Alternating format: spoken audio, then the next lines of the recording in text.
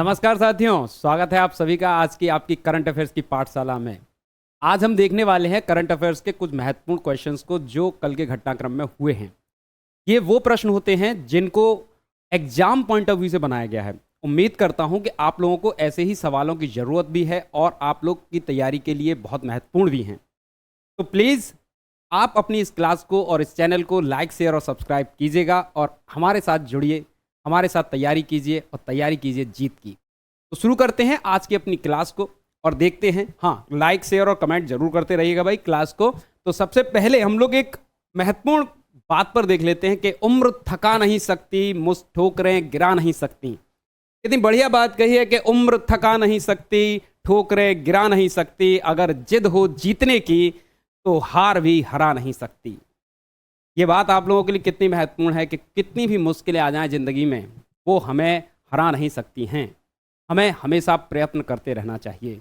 इसका एक एग्जाम्पल आप लोगों को मिलता होगा जब आप लोगों ने दशरथ मांझी की कहानी पढ़ेंगे, एक व्यक्ति जिसने पूरे पहाड़ को काट करके रास्ता बना दिया। तो आज का पहला सवाल ले लेते हैं और उम्मीद करता हूं कि आप भी न हारेंगे न थकेंगे। देखिए, पहला सवाल ले लीजिए करंट अफेयर्स का। आज का जो सबसे महत्वपूर्ण सवाल है वो ये है कि विदेशी व्यापार महानिदेशालय, भारत का एक विदेश व्यापार महानिदेशालय है, यानी कि Directorate General of Foreign Trade. तो Directorate General of Foreign Trade ने 3 अगस्त 2023 को जारी अधिसूचना में निम्नलिखित में से किसके आयात पर प्रतिबंध लगाया है। इन्होंने एक अधिसूचना जारी की है, यानी कि Directorate General of Foreign Trade ने एक अधिसूचना जारी की है और यह अधिसूचना जारी की गई है एक आयात प्रतिबंध को लेकर के। किसको? एक जो इंपोर्ट क्या है, इंपोर्ट पर प्रतिबंध लगाया है किसी चीज के। आप लोग कमेंट करके बता सकते हैं कि ये इंपोर्ट प्रतिबंध किस संबंध में लगाया गया है डायरेक्टरेट जनरल के फॉरेन ट्रेड के द्वारा। तो ऑप्शन ए है आपका पर्सनल कंप्यूटर और लैपटॉप, दूसरा है आपका मोबाइल फोन, तीसरा है ड्रोन और तीसरा है इलेक्ट्रिक व्हीकल। तो इनमें से किस पर प्रतिबंध लगाया गया है? तो इसका सीधा और सरल सा उत्तर है, लेकिन एग्जाम के लिए बहुत महत्वपूर्ण है ये चीज। तो ये महत्वपूर्ण इसलिए है क्योंकि ये लगाया गया है personal computer, laptop, palm top जो आते हैं ना, पाम टॉप आते हैं, इन सब पर लगाया गया है। ये इन सब पर प्रतिबंध लगा दिया गया है। पर्सनल कंप्यूटर, जो मिनी कंप्यूटर्स हैं, इन पर प्रतिबंध लगा दिया है भारत सरकार। ठीक है, प्रतिबंध लगाने का कारण क्या है? प्रतिबंध लगाने का कारण यही है कि हम लोग क्या कर रहे हैं, इसको लेकर के आप देखेंगे तो इसमें चाइना की हिस्सेदारी सबसे ज्यादा है। चाइना को कंट्रोल करने के लिए हमने इसको प्रतिबंधित किया है।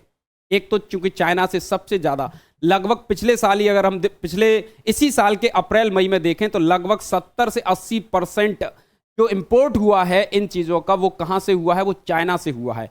और उसको कंट्रोल करने के लिए ये प्रतिबंध यहां पर लगाए गए हैं। ये बहुत महत्वपूर्ण है। अब इससे होगा क्या? इससे होगा ये कि भारत में एक तो आप देखेंगे, एक तो फायदा यही होगा कि इंडिया का जो ट्रेड बैलेंस है वो एक तो कंट्रोल होगा, है ना। ट्रेड बैलेंस का मतलब यह है कि इंडिया का बहुत कम माल चाइना जाता है लेकिन आता ज्यादा है, तो उसको बैलेंस करने का मौका मिलेगा आपको। दूसरी चीज ये होने वाली है इससे क्या होगा कि घरेलू मांग, जो घरेलू उत्पादन है वो बढ़ेगा। इससे घरेलू उत्पादन में वृद्धि होगी। घरेलू उत्पादन में जब इससे वृद्धि होगी तो जाहिर बात है अपने जीडीपी को इससे बहुत सहारा मिलेगा। तो इसीलिए हमने क्या किया है, इसको मैं थोड़ा इधर खड़ा हो जाता हूं जिससे आप क्वेश्चन को लगातार देख सकें। तो प्लीज चैनल को लाइक, शेयर और सब्सक्राइब जरूर करते रहिएगा। क्वेश्चन इंपॉर्टेंट है, ध्यान रखेंगे। तो किस चीज पर प्रतिबंध लगा दिया है? प्रतिबंध लगा दिया है personal computer, laptop, palm top जैसी चीजों पर यह प्रतिबंध लगाया गया है। चलिए आगे के अगले सवाल पर बात कर लेते हैं। अगला सवाल देखिए भाई, अगला सवाल बहुत इंपॉर्टेंट सवाल है। राष्ट्रपति द्रौपदी मुर्मू द्वारा राष्ट्रीय उत्सव, दो उत्सव है ये, एक राष्ट्रीय उत्सव उत्कर्ष और अंतर्राष्ट्रीय साहित्य उत्सव उन्मेष। ठीक है ना, एक राष्ट्रीय उत्सव है उत्कर्ष एवं अंतर्राष्ट्रीय साहित्य उत्सव है उन्मेष का उद्घाटन कहां किया गया है? जल्दी से कमेंट करके बताएंगे कि इनका उद्घाटन कहां पर किया गया है। क्लियर है? जल्दी से आप लोग कमेंट करेंगे और कमेंट करके बताइए जरा इसका कहां पर किया गया है। देखिए, ये कमेंट मैं इसलिए ले लेता हूं, आप लोगों का ज्यादा समय नहीं लूंगा, बस आप लोग कमेंट कर देंगे, उतने में मुझे समझ आ जाएगा कि आप लोग जुड़े हुए हैं।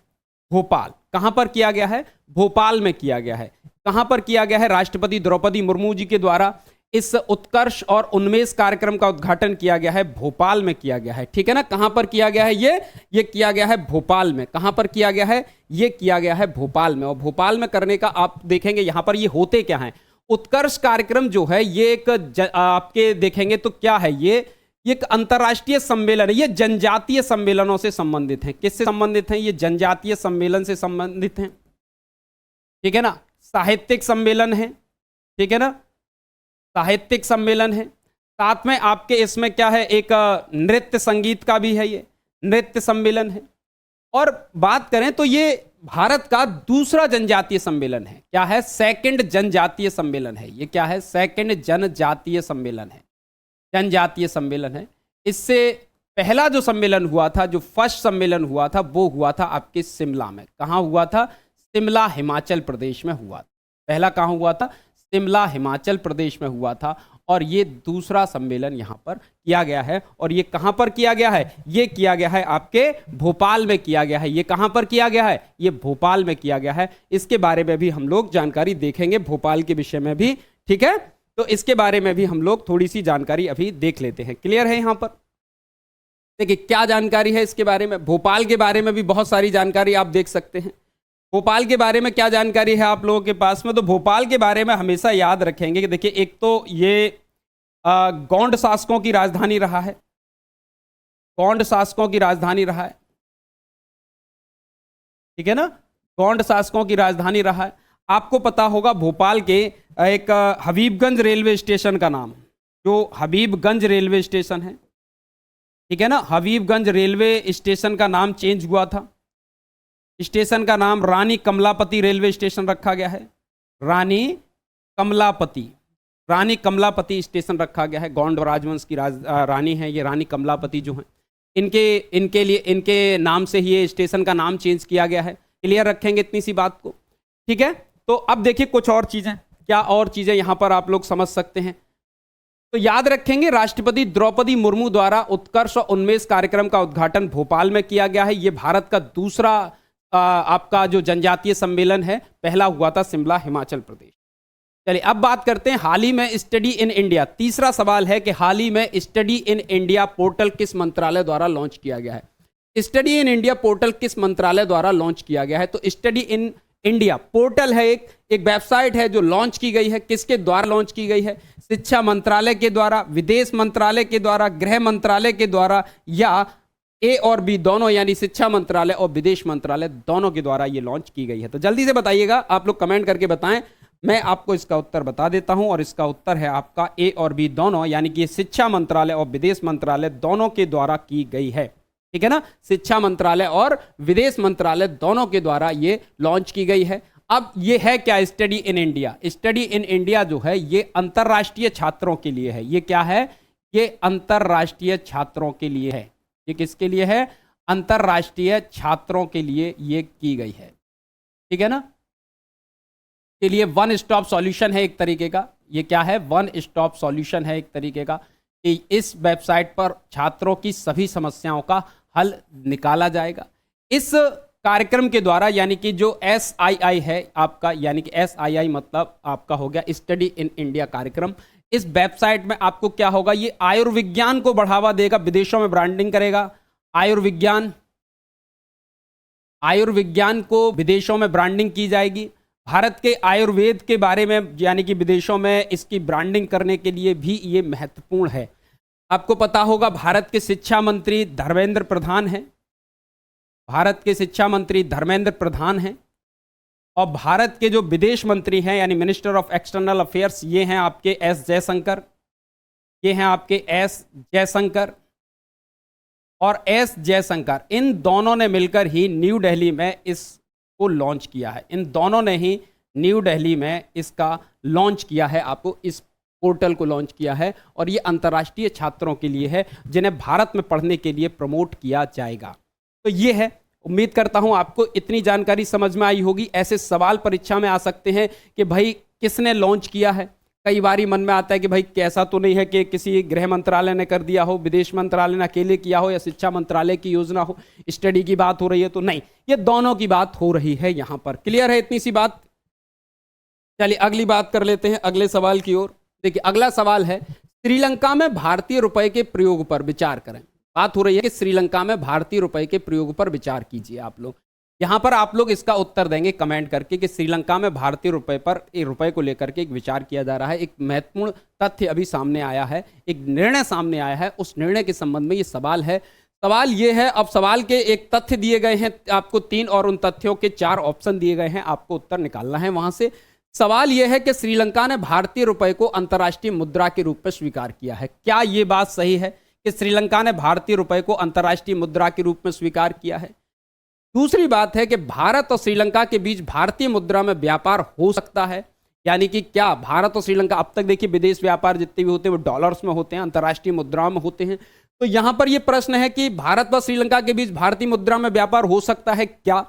तीसरी बात है कि श्रीलंका ने घरेलू व्यापार लेन देन में रुपए का प्रयोग होगा, यानी श्रीलंका में भारतीय रुपए में लेन देन होगा क्या? ये तथ्य हैं, ये सवाल है। अब आपको इसका उत्तर देना है, बताएं जरा जल्दी से क्या होगा कमेंट करके। उत्तर क्या होगा? केवल एक सही है क्या? केवल एक सही है क्या? केवल 2 सही है क्या? 1 और 2 दोनों सही हैं या ये सभी सही है? जल्दी से आप लोग कमेंट करके बताएं कि इनमें से कौन सा उत्तर सही होगा। तो कमेंट करते रहेंगे तो उससे आप लोग कनेक्ट रहेंगे स्टडी के साथ। सीधी सी बात है, पढ़ाई के साथ ही बहुत जरूरी चीज होती है कि आप जब पढ़ रहे हैं तो टीचर के साथ, क्लास के साथ कनेक्ट रहें। यानी कि इसी को बोलते हैं जो एक्टिविटी बेस्ड मेथड होता है, जिसमें बच्चा भी क्या होता है, एंगेज होता है क्लास के साथ में, तब उसका दिमाग ज्यादा बेहतर तरीके से काम करता है और चीजों को जल्दी और बेहतर समझता है। तो श्रीलंका ने, देखिए अब मैं आप लोगों को उत्तर बता देता हूं कि श्रीलंका ने भारतीय रुपए को अंतर्राष्ट्रीय मुद्रा के रूप में स्वीकार किया है। ये बात एकदम सही है। भारत श्रीलंका के बीच भारतीय मुद्रा में व्यापार हो सकता है। जब अंतर्राष्ट्रीय मुद्रा के रूप में स्वीकार किया है, जब अंतर्राष्ट्रीय मुद्रा के रूप में, तो जाहिर बात है कि भारत और श्रीलंका के बीच जो व्यापार है वो भारतीय मुद्रा में संभव हो सकता है। श्रीलंका ने घरेलू व्यापार लेन देन में रुपए का प्रयोग करने के लिए हामी भरी है? नहीं, ऐसा नहीं है। यानी कि ऐसा नहीं होगा कि श्रीलंका में, जैसे भारत में भारतीय मुद्रा रुपया चलता है तो ये अपने लिए है, डॉलर में विदेश व्यापार होता है लेकिन डॉलर इंडिया में नहीं चलेगा।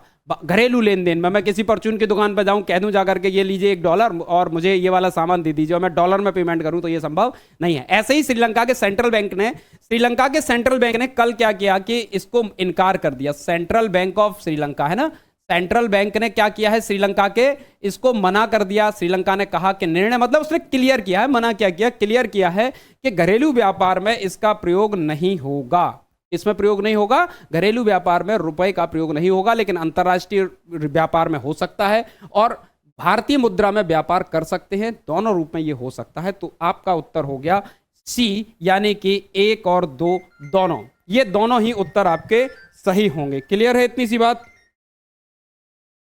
क्या होगा, ये बिल्कुल एकदम मेरे ख्याल से सही आपको समझ में आया होगा। अब मैं कुछ बातें श्रीलंका के विषय में आपको बता देता हूं। देखिए श्रीलंका के विषय में अगर कुछ बात की जाए तो श्रीलंका आप लोग मैप पे देख रहे हैं, ये है आपका, ये है श्रीलंका, और श्रीलंका और भारत के बीच में कुछ चीजें हैं, इनको आपको ध्यान में रखना होगा। बस उसी के बारे में थोड़ी सी चर्चा है, ज्यादा लंबी चर्चा नहीं करेंगे। तो हम सब जानते हैं कि भारत और श्रीलंका के बीच में क्या है, पाक जल संधि है। भारत और श्रीलंका के बीच में क्या है, पाक जल संधि है। भारत और श्रीलंका के बीच में पाक जल संधि है, जो भारत को श्रीलंका से अलग करती है। ये क्या करती है, भारत को श्रीलंका से अलग करती है, पाक स्ट्रेट। ठीक है, भारत और श्रीलंका के बीच में मन्नार की खाड़ी है। भारत और श्रीलंका के बीच में क्या है, भारत और श्रीलंका के बीच में मन्नार की खाड़ी है। क्लियर है इतनी सी बात? तो कई बार पेपर्स में ज्योग्राफी के पॉइंट ऑफ व्यू से सवाल पूछ लिया जाता है कि पाक जल संधि कहां पर है, या ये पूछ लिया जाता है कि आपसे कि श्रीलंका और भारत को कौन अलग करता है, तो पाक जल संधि अलग करती है। ये सब जीके की बातें बताने का उद्देश्य सिर्फ इतना होता है कि आप जीके के साथ भी जुड़े। मैंने शुरुआती क्लास में ये कहा है कि जीके की क्लास से आप लोग कनेक्ट करेंगे तो जीके के साथ, तो अलग अलग सब्जेक्ट के साथ, तो वो तैयारी भी आपकी पूर्ण हो जाएगी। तो पाक स्टेट का सवाल पूछा जाए तो पाक जल संधि भारत श्रीलंका के बीच में है, मन्नार की खाड़ी है भारत श्रीलंका के बीच में। क्लियर है? इतनी सी बात आपको और याद रखनी चाहिए श्रीलंका के बारे में। क्लियर है? अभी आप देखेंगे कि पिछले समय ही क्या हुआ था कि श्रीलंका के जो राष्ट्रपति हैं रानिल विक्रमसिंघे भारत आए थे। ठीक है ना, तो ये चीजें आपको पता होनी चाहिए। चलिए अगला सवाल ले लेते हैं, ज्यादा समय नहीं लेंगे, बस अगला सवाल, और ऐसे ही बढ़िया बढ़िया सवाल करते चलेंगे। थोड़े से सवाल आपको देखिए कैसे इंपॉर्टेंट सवाल है कि हाल ही में संपन्न हुई है, किसकी बैठक संपन्न हुई है? हाल ही में जीएसटी काउंसिल की बैठक संपन्न हुई है। किसकी बैठक संपन्न हुई है? जीएसटी काउंसिल की बैठक संपन्न हुई है। कहां पर हुई है मैं बता देता हूं। हाल ही में जीएसटी काउंसिल की बैठक संपन्न हुई है, ये न्यू दिल्ली में हुई है। कहां पर हुई है? ये न्यू दिल्ली में हुई है, ठीक है ना।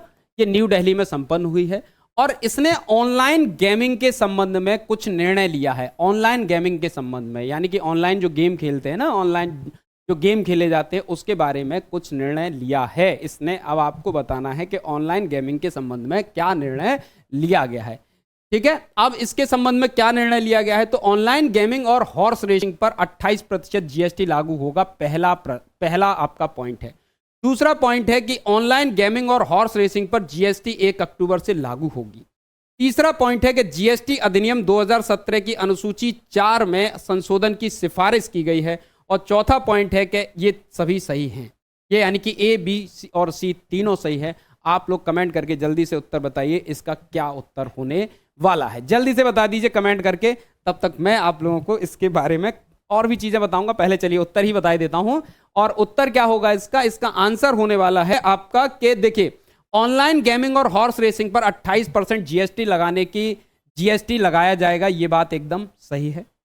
ऑनलाइन गेमिंग और हॉर्स रेसिंग पर जीएसटी 1 अक्टूबर से लागू होगा, 1 अक्टूबर 2023 से लागू होगा, ये बात भी सही है। लेकिन निर्णय जीएसटी काउंसिल की कल बैठक हुई, उसमें ये ले लिया गया।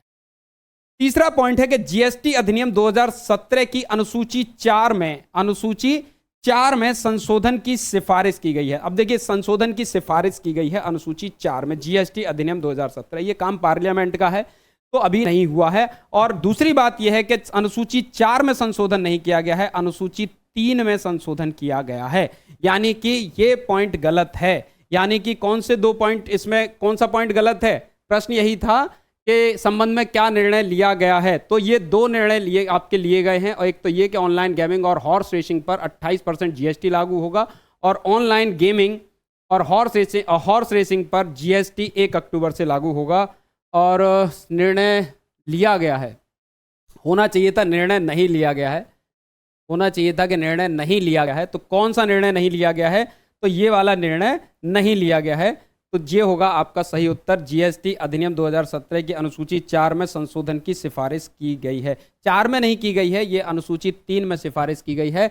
तो ये पॉइंट यहाँ पर गलत है, यानी कि ये आपका निर्णय नहीं लिया गया है। क्लियर है? 4 में ना होकर के संशोधन 3 में होगा। अब अगर आपसे जीएसटी की बात की जाए तो यहाँ पर जो जीएसटी की बात चली है, तो जीएसटी के बारे में एक बात तो ये है कि भाई देखो, जीएसटी के बारे में बहुत सारे तथ्य हैं। तो मैं पहले बता दूं, भारत में जो जीएसटी है, गुड्स एंड सर्विसेज टैक्स, ये लागू हुआ था आपके जुलाई 2017 से। कब लागू हुआ है? जुलाई 2017 से ये लागू हुआ है, ठीक है ना। अब जीएसटी काउंसिल जो होती है, जीएसटी काउंसिल, जो जीएसटी परिषद है, जीएसटी परिषद के बारे में इसके अध्यक्ष कौन होते हैं? जीएसटी परिषद के अध्यक्ष, याद रखेंगे, जीएसटी परिषद के अध्यक्ष भारत के वित्त मंत्री होते हैं। कौन होते हैं? भारत के वित्त मंत्री होते हैं जीएसटी परिषद के अध्यक्ष। क्लियर है? और सभी राज्यों के जो वित्त मंत्री हैं वो इसके सदस्य के तौर पर काम करते हैं। अब देखिए, जीएसटी जो है किन किन चीजों पर लगता है, किन किन चीजों पर नहीं लगता है, और जीएसटी की कितनी स्लैब्स हैं। जीएसटी के कुल मिलाकर के 1, 2, 3, 4, 5 और 6 स्लैब है। हालांकि जो 0% का स्लैब है वो बहुत इंपॉर्टेंट, आपको महत्व, मतलब ये समझिए कि 0% ही है तो उसको क्या कहें। अब 5% से लेकर के 28% तक जीएसटी लगाया जाता है अलग अलग वस्तुओं पे। जो 0% टैक्स है वो लगभग 50% कंज्यूमर प्राइस बास्केट के अंतर्गत आता है, जिनमें फूड ग्रेन शामिल है। क्या शामिल है? जिनमें फूड ग्रेन शामिल है। 5% का जो जीएसटी लगता है वो कंजप्शन, जो मास कंजप्शन आइटम है, जैसे स्पाइस है, मस्टर्ड ऑयल है, ऐसी चीजों पर लगाया जाता है। 12% जो जीएसटी है, जैसे जो पैकेट फूड होता है, प्रोसेस्ड फूड, यानी कि पैकेट वाली चीजें जितनी भी होंगी खाने पीने की, उन पर क्या होगा? उन पर खाने पीने की पैकेट वाली फूड जितने भी होंगे उन पर 12% जीएसटी लगेगा। और 18% चीजें जीएसटी जो है, साबुन है, तेल है, मतलब हम लोग सिर वगैरह पे लगाते हैं, उन चीजों के लिए, टूथपेस्ट है, रेफ्रिजरेटर है, स्मार्टफोन्स हैं, इन सब पर 18% जीएसटी और 28% जीएसटी लगेगा वाइट गुड्स पर। वाइट गुड्स पर लगेगा, ठीक है ना। किस पर लगेगा? वाइट गुड्स पर लगेगा। लग्जरी जो लग्जरी आइटम्स हैं, अब ठीक है ना, जो लग्जरी आइटम्स हैं, कार वगैरह, और अल्ट्रा लग्जरी आइटम्स हैं, उन पर 28% के साथ साथ सेस भी लगेगा। क्या लगेगा? एक्स्ट्रा अधिभार भी लगेगा। जैसे लग्जरी कार है, पान मसाला है, टबैको है, एरोमेटिक जो एरेटेड क्या है ड्रिंक्स हैं, इन सभी पर। तो इतनी बात आपको समझ आ गई होगी कि ये टैक्स स्लैब्स हैं यहाँ पर। और इनके आगे की कहानी और देखते हैं अगले सवाल के रूप में। यूरोप में प्रारंभ हुए ओशन शील्ड 2023 के संबंध में निम्न में से कौन सा कथन सही नहीं है? यूरोप में एक ओशन शील्ड प्रोग्राम हुआ है। ये ओशन शील्ड 2023 के बारे में ये क्या बातें सही हैं? एक ओशन शील्ड एक प्रोग्राम लॉन्च हुआ है, कौन सी बात सही नहीं है? ये कह रहा है कि ओशन शील्ड के बारे में कौन सी बात सही नहीं है, ये आपको बताना है। तो पहली बात दी गई है कि यह एक युद्ध अभ्यास है। क्या है? यह एक युद्ध अभ्यास है। यह रूस द्वारा प्रारंभ किया गया है। यह रूस के द्वारा प्रारंभ किया गया है। यह बाल्टिक सागर में प्रारंभ किया गया है। इसमें रूस के साथ फिनलैंड भी भाग ले रहा है। कौन सी बात आपको लग रहा है कि गलत है? तो एक देखिए, यह एक युद्ध अभ्यास है, ये बात क्लियर है। यह एक युद्ध अभ्यास है, ये बात क्लियर है। ठीक, एक बात याद रखनी है, ये एक नौसैनिक युद्धाभ्यास है। ठीक है ना? क्या है? एक नौसैनिक युद्धाभ्यास है ये। ठीक। दूसरी बात, यह रूस द्वारा प्रारंभ किया गया है। किसके द्वारा शुरू किया गया है? रूस के द्वारा शुरू किया गया नौसैनिक युद्धाभ्यास है। तीसरी बात, यह बाल्टिक सागर में शुरू किया गया है। यह भी एकदम सही बात है। ठीक, इसमें रूस के साथ फिनलैंड भी भाग ले रहा है, यह बात गलत है।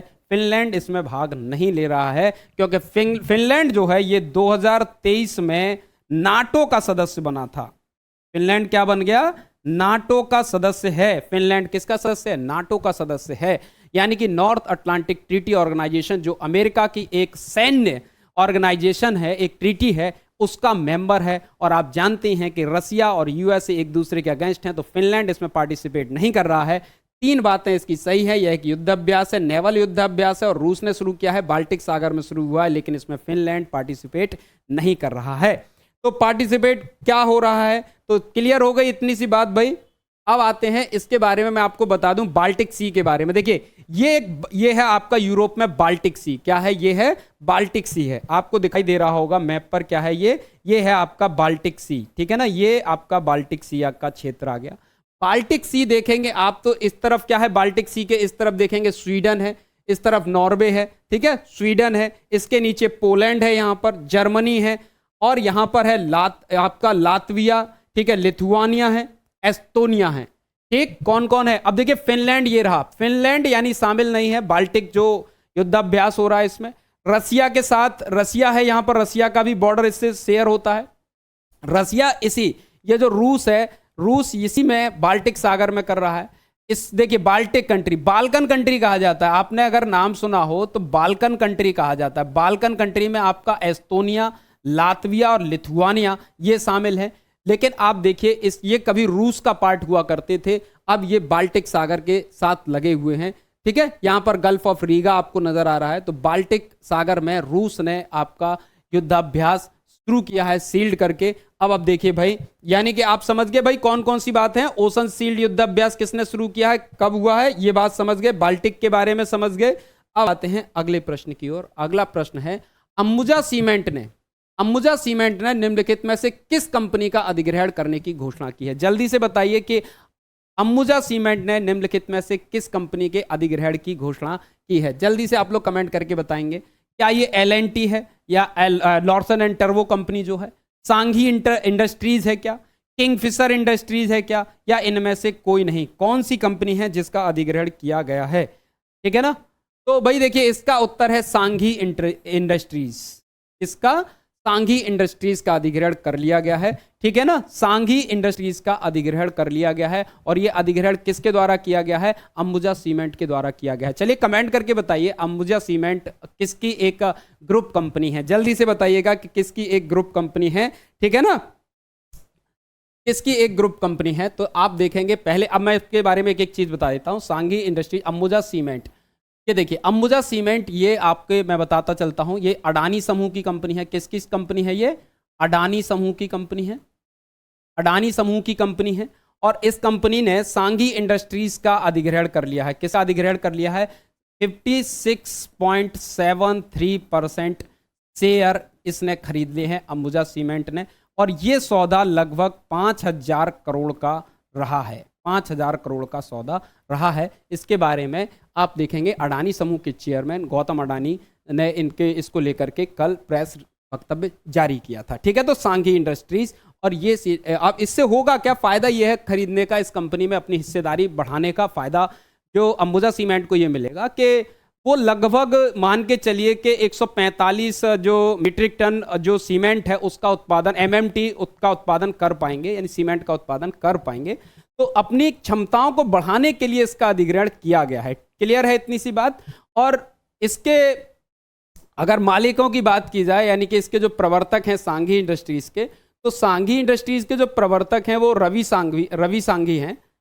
Ravi Sanghi and family. कौन है? रवि सांघी एंड उनकी फैमिली और उनका परिवार, रवि सांघी और परिवार ने मिलकर के इस कंपनी को रन करा रहे थे, लेकिन अब उन्होंने इसके शेयर्स दे दिए हैं किसको? अंबुजा सीमेंट। क्लियर है इतनी सी बात? चलिए भाई आगे बढ़ते हैं, अगला सवाल देख लेते हैं। और अगला सवाल है, हाल ही में भारतीय नौसेना के 2 युद्धपोत, बहुत इंपॉर्टेंट क्वेश्चन है ये, मान के चलिए वेरी इंपॉर्टेंट क्वेश्चन है ये, कि हाल ही में भारतीय नौसेना के 2 युद्धपोत पापुआ न्यू गिनी पहुंचे हैं। कहां पहुंचे हैं? पापुआ न्यू गिनी पहुंचे हैं। और इनके नाम आपको बताने हैं कि ये 2 कौन से युद्धपोत हैं। तो आप लोग कमेंट करके बताएं जल्दी से कि भाई कौन है जो 2 युद्धपोत जो कहां पहुंचे हैं? पापुआ न्यू गिनी पहुंचे हैं। एक है आईएनएस, क्या वो आईएनएस कोलकाता और आईएनएस सह्याद्री हैं? क्या वो आईएनएस विक्रम और आईएनएस तलवार हैं? क्या वो आईएनएस कोलकाता और आईएनएस विक्रम हैं? क्या वो आईएनएस विक्रम और आईएनएस सह्याद्री हैं? इनमें से वो कौन से 2 युद्धपोत हैं भारतीय नौसेना के जो पहुंचे हैं कहां पर? पापुआ न्यू गिनी पहुंचे। तो देखिए भाई, अब मैं आप लोगों को बता दूं, ये 2 युद्धपोत हैं आईएनएस कोलकाता और आईएनएस सह्याद्री। आईएनएस कोलकाता और आईएनएस सह्याद्री 2 युद्धपोत हैं जो कहां पहुंचे हैं? पापुआ न्यू गिनी पहुंचे हैं। कहां पर? पापुआ न्यू गिनी पहुंचे। पापुआ न्यू गिनी पहुंचे हैं। अब इसका क्या मतलब है? इसका अब देखिए इंपॉर्टेंस क्या है इन दोनों की। ये पापुआ न्यू गिनी जो है, अब इससे ये पैसिफिक ओशन में है। कहां पर है? पैसिफिक ओशन में है ये। कहां पर है? ये पैसिफिक ओशन में है ये। और पैसिफिक ओशन में है तो इसका क्या होगा यहां पर?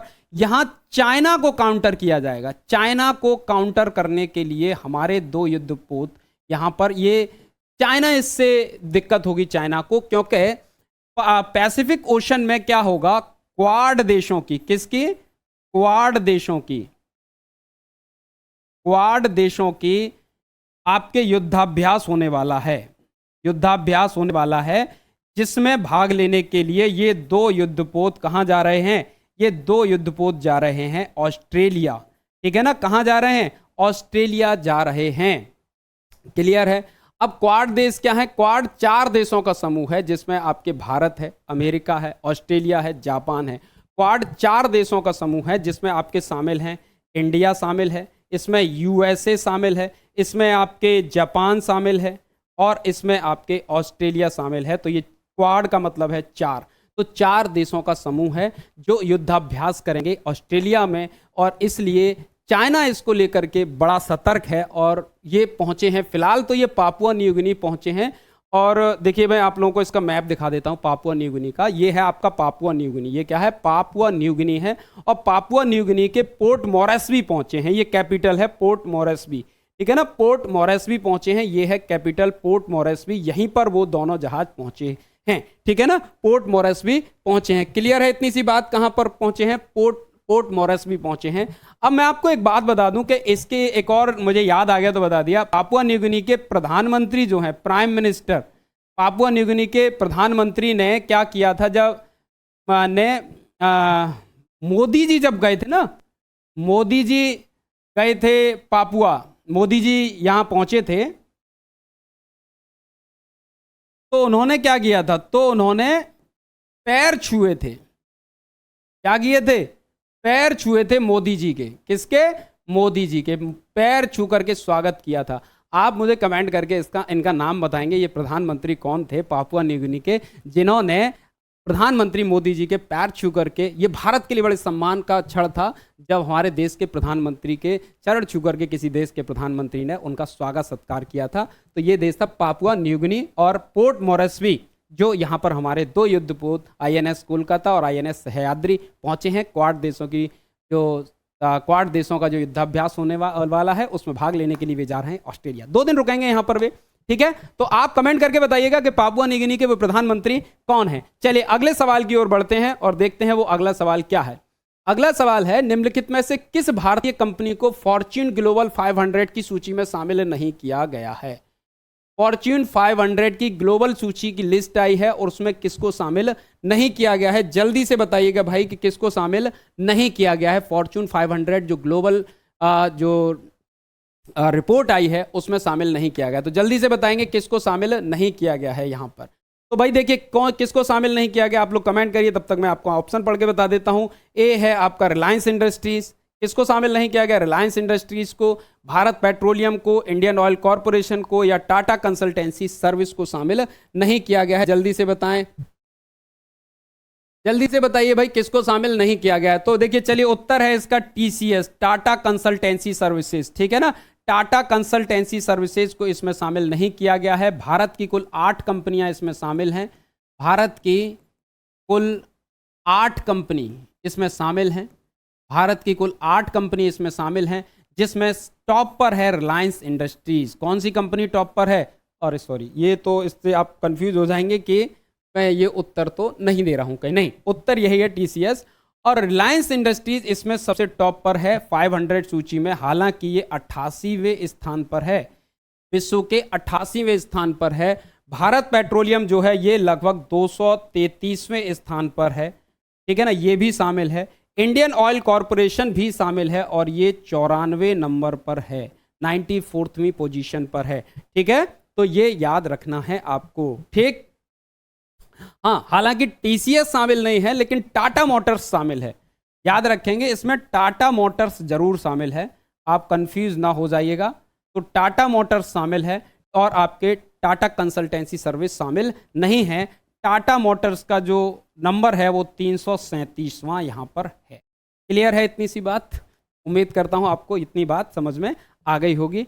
चलिए भाई अगला देखते हैं। अगला है प्रश्न हमारा और आज का ये अंतिम प्रश्न है। उम्मीद करूंगा कि आप लोग क्लास को लगातार देखते रहेंगे और क्लास को लाइक शेयर और चैनल को सब्सक्राइब जरूर करेंगे। ये सिर्फ मैंने ऐसे प्रश्न रखे हैं जो काम के हैं। प्रश्न तो बहुत सारे हो सकते हैं, कोई छोटी मोटी नियुक्ति हो रही है, कुछ भी हो रहा है, कोई भी घटना हो रही है, तो कोई भी उस पर प्रश्न बना सकता है, लेकिन वो प्रश्न एग्जाम पॉइंट ऑफ व्यू से अच्छे नहीं है क्योंकि परीक्षाओं में ऐसे प्रश्न नहीं आते। परीक्षा में आप देखिए सबसे महत्वपूर्ण प्रश्न, अगर आप कभी परीक्षा देने जाएंगे तो आपको एहसास होगा ये वो महत्वपूर्ण प्रश्न है जो परीक्षा में आए हैं, आने की संभावना है और आएंगे भी। सिंगापुर की संसद सदस्य के रूप में मनोनीत किए गए हैं, सिंगापुर की संसद के सदस्य के रूप में मनोनीत किए गए हैं 3 भारतीय मूल के व्यक्ति। 3 भारतीय मूल के व्यक्ति हैं जो सिंगापुर की संसद के सदस्य के रूप में मनोनीत किए गए हैं। प्रश्न है कि कौन इनमें नहीं शामिल है। तो कौन शामिल नहीं है?